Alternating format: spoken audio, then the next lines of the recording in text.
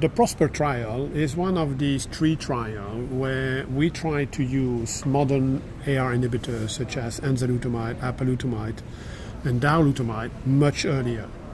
Actually, when the patient is on an androgen deprivation therapy and simply has a rise in PSA. Before, we had to wait that he developed metastasis or is actually had received docetaxel. So the idea was really to give it very, very early. The goal, the endpoint of this trial was to delay metastasis-free survival.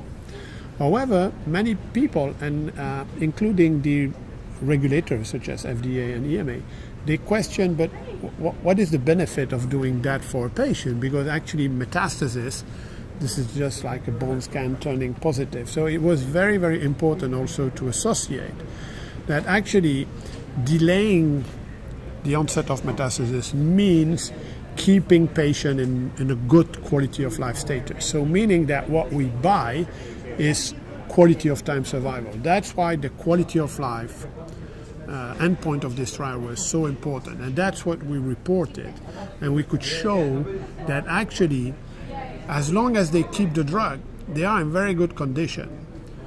And other critiques that was made was that, okay, but if you give the drug, that drug itself will actually impact the quality of life negatively. That's absolutely not the case. So we're giving a drug which actually has limited impact, toxicity on the patient, and keep the patient for as much as triple the duration of the patient will stay on the drug in good quality of life. And third, that would be the cherry on the cake. For the first time, we have measured urinary symptoms, something we never did in very advanced stage of the disease. And here, for the first time, we show that actually a good group of these patients, not only they are progressing, they don't have metastases, but they're probably progressing because the local tumor is recurring, giving them symptoms. And actually, if you treat these patients with enzalutamide in that matter, you clearly slowing down the urinary deterioration.